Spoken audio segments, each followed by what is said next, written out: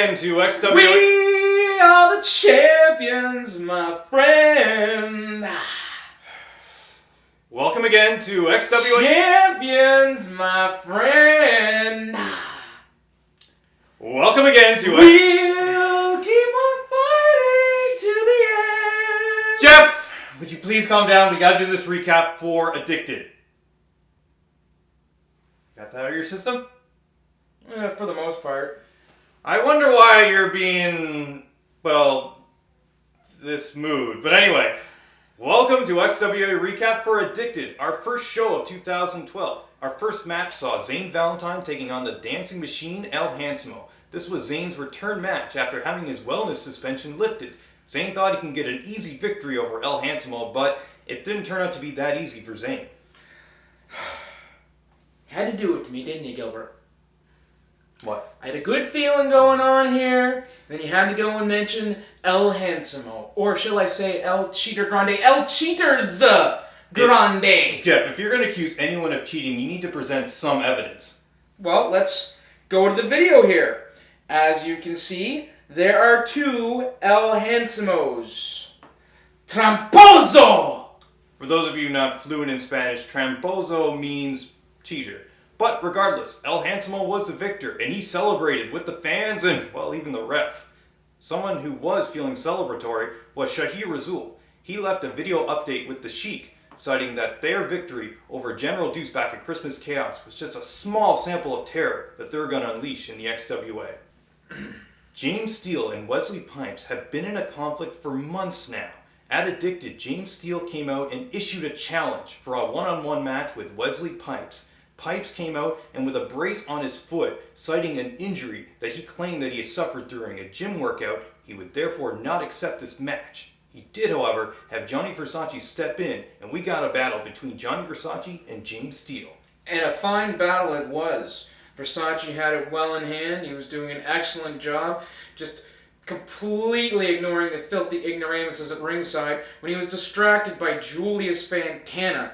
Tell ya, just another cheater in a mask. With that distraction, Johnny Versace was a victim to James Steele's super kick, and when Steele put Versace into the sharpshooter, Wesley Pipes ran out and hit Steele with the brace.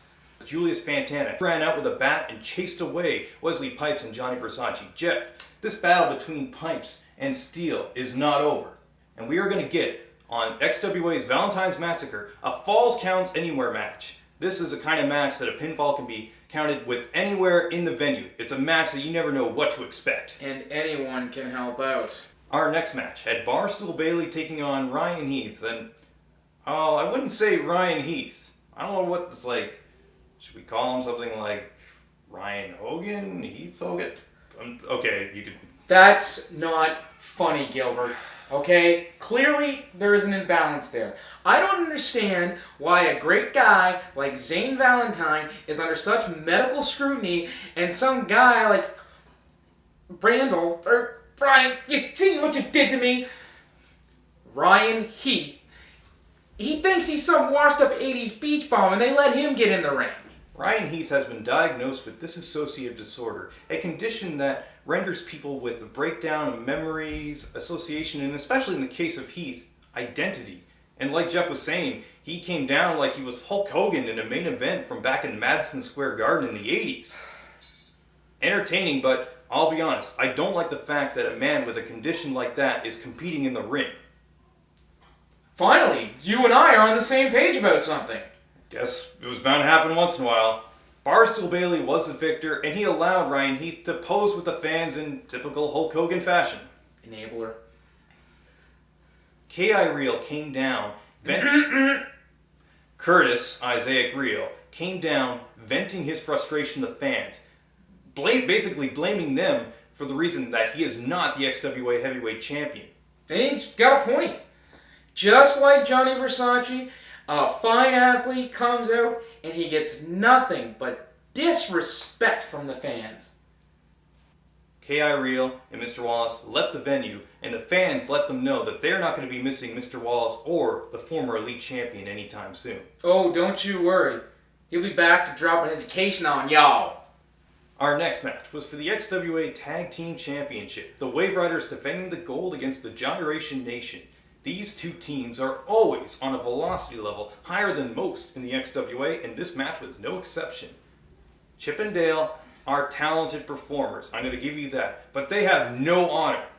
When Dangles distracted the ref, that allowed Chip Chambers to low blow Caden, and we have new XWA Tag Team Champions, the Gyration Nation. We are the champions, my friend! After the match, we saw these two monsters, these two behemoths of brutality known as Brute Force, nearly break the Wave Riders in half. We have been told by officials that the Riders are going to be out of action for up to 6 months. Jeff, I'm telling you, any team, anyone for that matter in the XWA needs to take notice of these two, because I have a feeling that they're going to be an unstoppable force in the XWA. And I, for one, welcome them. I would like to remind Brute Force that as a broadcast journalist, I am helpful in presenting them in a positive light. Our main event for the XWA Heavyweight Championship, Dazzling Dick Durning defending the title against Sonny Warcloud. Earlier at the show, Durning offered a title shot to Warcloud and he accepted. We got our main event. These two are XWA veterans that know each other quite well from battles fought long ago. I have no idea why Warcloud accepted this. I wouldn't trust the guy. Would you trust the guy who broke your arm and forcibly cut your hair? Who did it to you, by the way? These two fought hard to earn the right to be XWA champion. Dazzling Dick Durning retained the title via submission.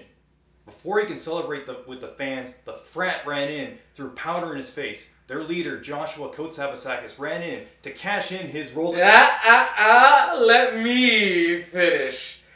We were there. We were there, Gilbert, when the greatest reign in XWA history began. This should be in the Smithsonian.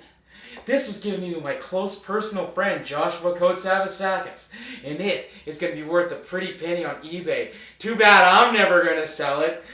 We are the champions,